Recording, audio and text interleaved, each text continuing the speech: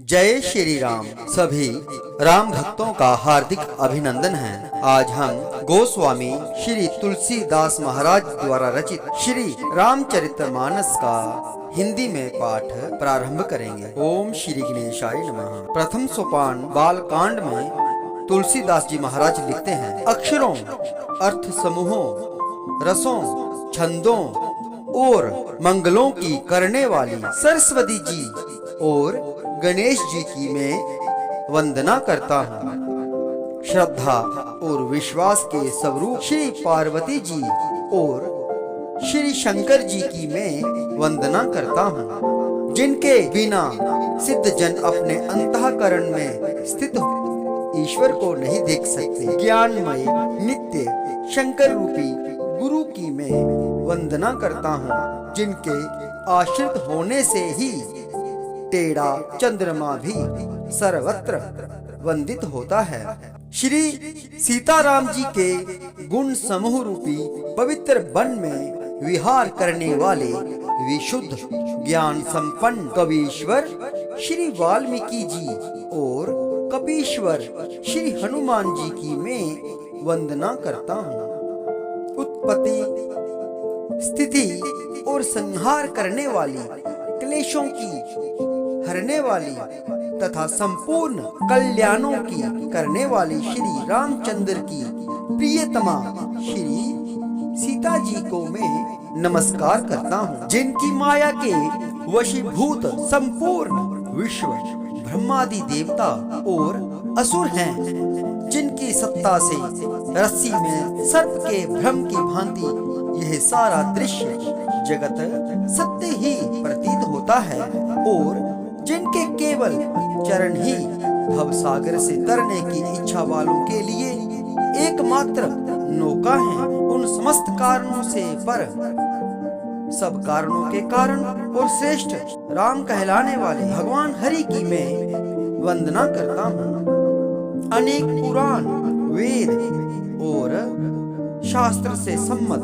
तथा जो रामायण में वर्णित है और कुछ अन्यत्र से भी उपलब्ध श्री रघुनाथ जी की कथा को तुलसीदास अपने अंतःकरण के मुख के लिए अत्यंत मनोहर भाषा रचना में विस्तृत करता है, जिन्हें स्मरण करने से सब कार्य सिद्ध होते हैं। जो गणों के स्वामी और सुंदर हाथी के मुख वाले हैं, वे ही बुद्धि के राशि और शुभ गुणों के धाम श्री गणेश जी मुझ पर कृपा करें, जिनकी कृपा से ही गूंगा बहुत सुंदर बोलने वाला हो जाता है और लंगड़ा लूला दुर्गम पहाड़ पर चढ़ जाता है। वे कलयुग के सब पापों को जला डालने वाले दयालु भगवान मुझ पर दया करें, जो नील कमल के समान श्याम वर्ण है, पूर्ण खिले हुए लाल कमल के समान जिनके नेत्र हैं और जो सदा क्षीर सागर में शयन करते हैं, वे भगवान नारायण मेरे हृदय में निवास करें। जिनका कुंद के पुष्प और चंद्रमा के समान गोर शरीर है, जो पार्वती जी के प्रियतम हैं और दया के धाम हैं और जिनका दीनों पर स्नेह है, वे कामदेव का मर्दन करने वाले शंकर जी मुझ पर कृपा करें। मैं उन गुरु महाराज के चरण कमल की वंदना करता हूँ, जो कृपा के समुद्र और नर रूप में श्री हरि ही हैं और जिनके वचन महामोह रूपी घने अंधकार के नाश करने के लिए सूर्य किरणों के समूह हैं। मैं गुरु महाराज के चरण कमलों की रज की वंदना करता हूँ, जो सुरुचि, सुंदर स्वाद, सुगंध तथा अनुराग रूपी रस से पूर्ण है।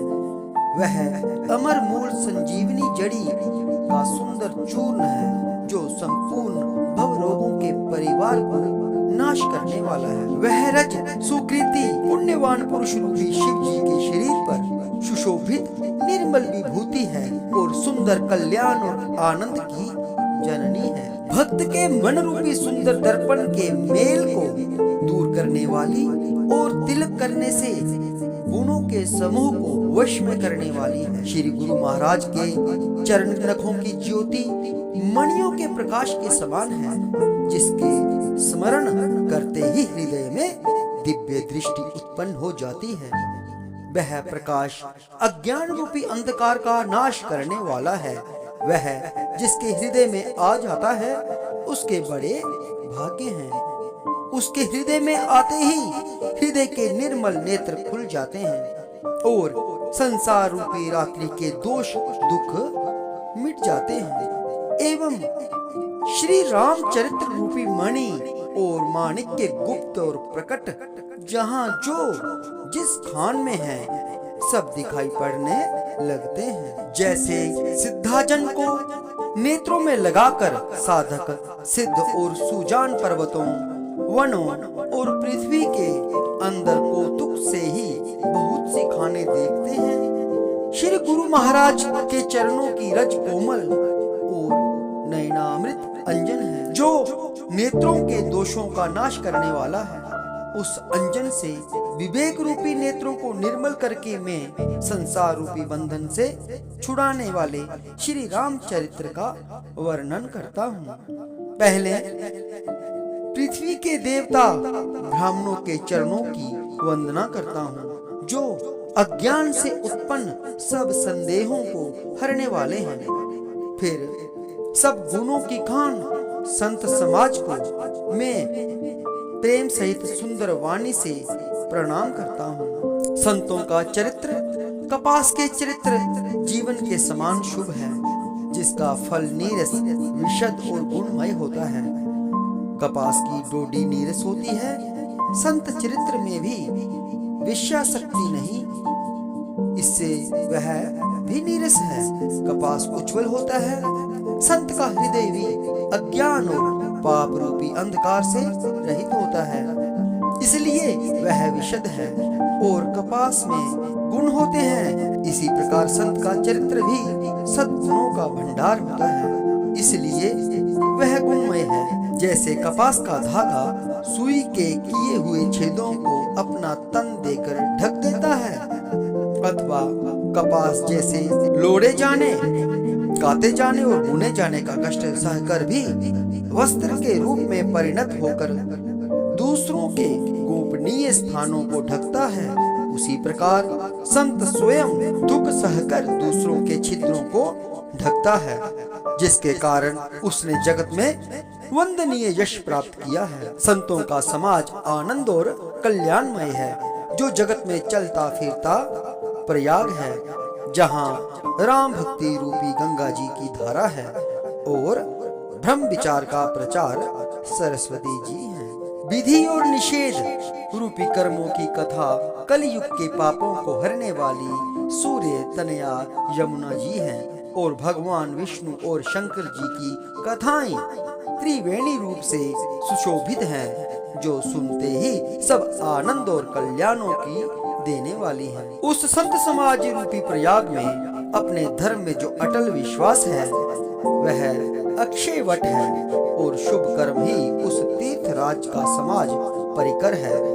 वह संत समाज रूपी प्रयागराज सब देशों में सब समय सभी को सहज ही में प्राप्त हो सकता है और आदर पूर्वक सेवन करने से क्लेशों को नष्ट करने वाला है। वह तीर्थराज अलौकिक है और अकथनीय है एवं तत्काल फल देने वाला है, उसका प्रभाव प्रत्यक्ष है।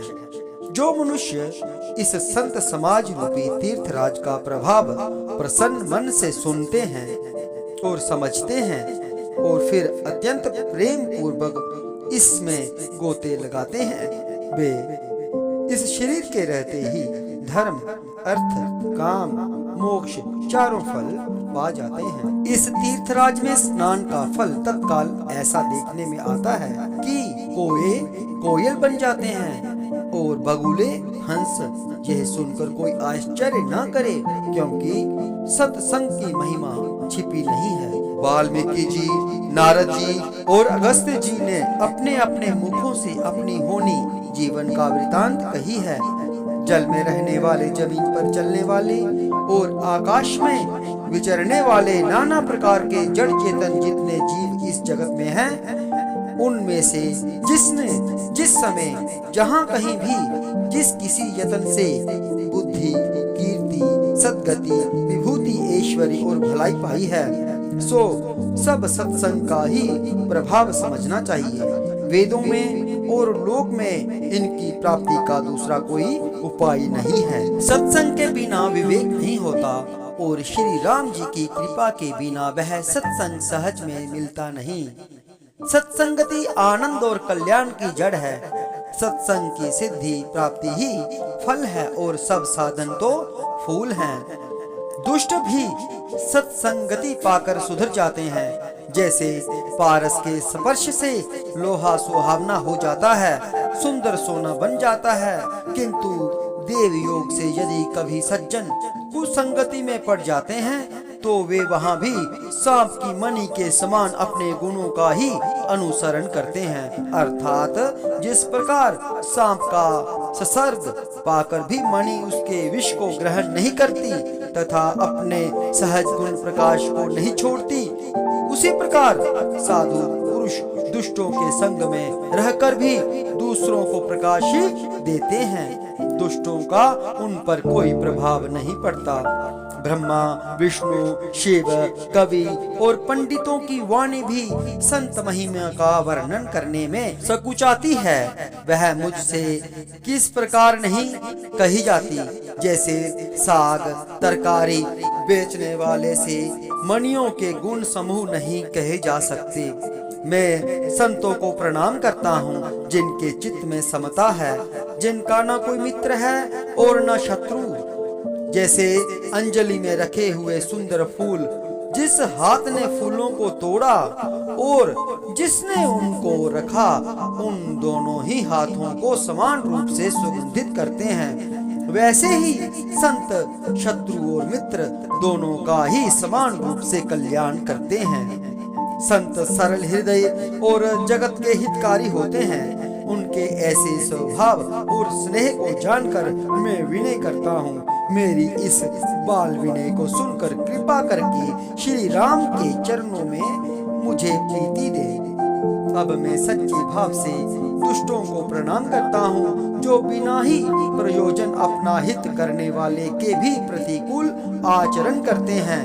दूसरों के हित की हानि ही जिनकी दृष्टि में लाभ है, जिनको दूसरों के उजड़ने में हर्ष और बसने में विषाद होता है, जो हरि और हर के यश रूपी पूर्णिमा के चंद्रमा के लिए राहु के समान है। अर्थात जहाँ कहीं भगवान विष्णु या शंकर के यश का वर्णन होता है, उसी में बाधा देते हैं और दूसरों की बुराई करने में सहस्र बाहु के समान वीर हैं, जो दूसरों के दोषों को हजार आंखों से देखते हैं और दूसरों के हित रूपी घी के लिए जिनका मन मक्खी के समान है।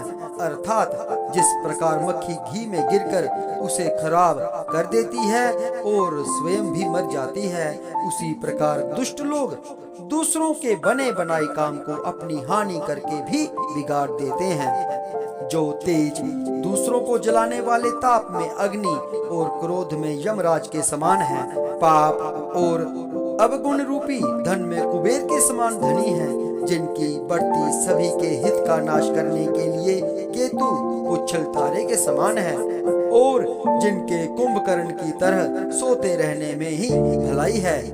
जैसे ओले खेती का नाश करके आप भी गल जाते हैं, वैसे ही वे दूसरों का काम बिगाड़ने के लिए अपना शरीर तक छोड़ देते हैं।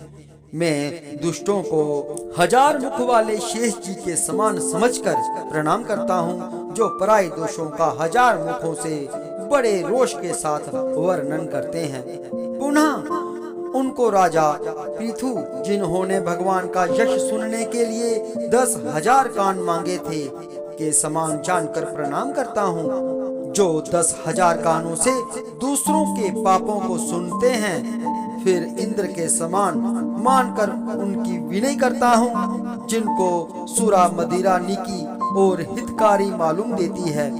इंद्र के लिए भी सुरानीक अर्थात देवताओं की सेना हितकारी है, जिनको कठोर वचन रूपी वज्र सदा प्यारा लगता है और जो 1000 आंखों से दूसरों के दोषों को देखते हैं। दुष्टों की यही रीति है कि वे उदासीन शत्रु अथवा मित्र किसी का भी हित सुनकर चलते हैं। यह जन प्रेम पूर्वक उनसे विनय करता है। मैंने अपनी ओर से विनती की है, परंतु वे अपनी ओर से कभी नहीं चूकेंगे। कौमों को बड़े प्रेम से पालिए, परंतु वे क्या कभी मांस के त्यागी हो सकते हैं। अब मैं संत और असंत दोनों के चरणों की वंदना करता हूँ। दोनों ही दुख देने वाले हैं, परंतु उनमें कुछ अंतर कहा गया है। वह अंतर यह है कि एक संत तो बिछुड़ते समय प्राण हर लेते हैं और दूसरे असंत मिलते हैं तब दारुण दुख देते हैं। अर्थात संतों का बिछुड़ना मरने के समान दुखदायी होता है और असंतों का मिलना, दोनों संत और असंत जगत में एक साथ पैदा होते हैं, पर एक साथ पैदा होने वाले कमल और जोंक की तरह उनके गुण अलग अलग होते हैं। कमल दर्शन और स्पर्श से सुख देता है, किंतु जोंक शरीर का स्पर्श पाते ही रक्त चूसने लगती है। साधु अमृत के समान मृत्यु रूपी संसार से उबारने वाला और असाधु मदिरा के समान मोह, प्रमाद और जड़ता उत्पन्न करने वाला है। दोनों को उत्पन्न करने वाला जगत रूपी अगाध समुद्र एक ही है।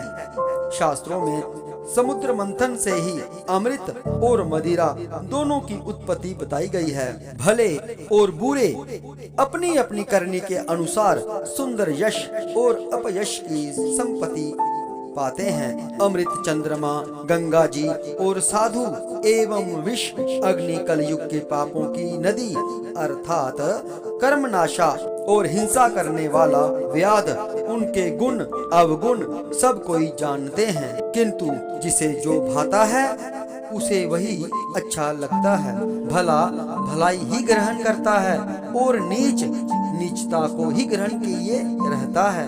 अमृत की सराहना अमर करने में होती है और विष की मारने में। दुष्टों के पापों और अवगुणों की और साधुओं के गुणों की कथाएं दोनों ही अपार और अथाह समुद्र हैं। इसी से कुछ गुण और दोषों का वर्णन किया गया है, क्योंकि बिना पहचाने उनका ग्रहण या त्याग नहीं हो सकता। भले बुरे सभी ब्रह्मा के पैदा किए हुए हैं, पर गुण और दोषों का विचार कर वेदों ने उनको अलग अलग कर दिया है। वेद, इतिहास और पुराण कहते हैं कि ब्रह्मा की यह सृष्टि गुण अवगुणों से सनी हुई है। दुख सुख, पाप पुण्य, दिन रात, साधु असाधु, सुजाति कुजाति, दानव देवता, ऊंच नीच, अमृत विष, सुंदर जीवन मृत्यु, माया ब्रह्म, जीव ईश्वर, संपत्ति दरिद्रता, रंक राजा, काशी मगध, गंगा कर्मनाशा, मारवाड़ मालवा, ब्राह्मण कसाई, स्वर्ग नरक, अनुराग वैराग्य, ये सभी पदार्थ ब्रह्मा की सृष्टि में हैं। वेद शास्त्रों ने उनके गुण दोषों का विभाग कर दिया है। विधाता ने इस जड़ चेतन विश्व को गुण दोषमय रचा है, किंतु संत रूपी हंस दोष रूपी जल को छोड़कर गुण रूपी दूध को ही ग्रहण करते हैं। विधाता जब इस प्रकार हंस का सा विवेक देते हैं, तब दोषों को छोड़कर मन गुणों में अनुरक्त होता है। काल, स्वभाव और कर्म की प्रबलता से भले लोग साधु भी माया के वश में होकर कभी कभी भलाई से चूक जाते हैं। सो सुधारी हरिजन भगवान के भक्त जैसे उस चूक को सुधार लेते हैं और दुख दोषों को मिटाकर निर्मल यश देते हैं, वैसे ही दुष्ट भी कभी कभी उत्तम संग पाकर भलाई करते हैं, परंतु उनका कभी भंग न होने वाला मलिन स्वभाव नहीं मिटता। जो वेशधारी ठग हैं, उन्हें भी अच्छा साधु का सा वेश बनाए देखकर वेश के प्रताप से जगत पूजता है, परंतु एक न एक दिन वे चौड़े आ ही जाते हैं, अंत तक उनका कपट नहीं निभता। जैसे काल नेमी रावण और राहु का हाल हुआ। बुरा वेश बना लेने पर भी साधु का सम्मान ही होता है। जैसे जगत में जाम्बवान और हनुमान जी का हुआ। बुरे संग से हानि और अच्छे संग से लाभ होता है। यह बात लोक और वेद में है और सभी लोग इसको जानते हैं। पवन के संग से धूल आकाश पर चढ़ जाती है और वही नीचे की ओर बहने वाले जल के संग से कीचड़ में मिल जाती है। साधु के घर के तोता मैना राम राम सुमिरते हैं और असाधु के घर का तोता मैना गिन गिन कर गालियां देते हैं। कुसंग के कारण धुआं कालिक कहलाता है। वही धुआं सुसंग से सुंदर स्याही होकर पुराण लिखने के काम में आता है और वही धुआं जल अग्नि और पवन के संग से बादल होकर जगत को जीवन देने वाला बन जाता है। ग्रह, औषधि, जल, वायु और वस्त्र, ये सब भी कुसंग और सुसंग पाकर संसार में बुरे और भले पदार्थ हो जाते हैं। चतुर एवं विचारशील पुरुष ही इस बात को जान पाते हैं। महीने के दोनों पखवाड़ों में उजियाला और अंधेरा समान ही रहता है, परंतु विधाता ने इनके नाम में भेद कर दिया है। एक का नाम शुक्ल और दूसरे का नाम कृष्ण रख दिया।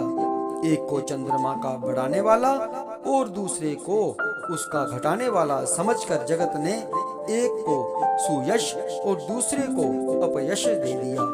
जगत में जितने जड़ और चेतन जीव हैं, सबको राममय जानकर मैं उन सब के चरण कमलों की सदा दोनों हाथ जोड़कर वंदना करता हूँ। देवता, दैत्य, मनुष्य, नाग, पक्षी, प्रेत, पितर, गंधर्व, किन्नर और निशाचर सबको मैं प्रणाम करता हूँ। अब सब मुझ पर कृपा कीजिए। 84 लाख योनियों में 4 प्रकार के जीव जल, पृथ्वी और आकाश में रहते हैं। उन सब से भरे हुए इस सारे जगत को श्री सीताराममय जानकर मैं दोनों हाथ जोड़कर प्रणाम करता हूँ। सिए राममय सब जग जानी, करऊ प्रणाम जोरी जुग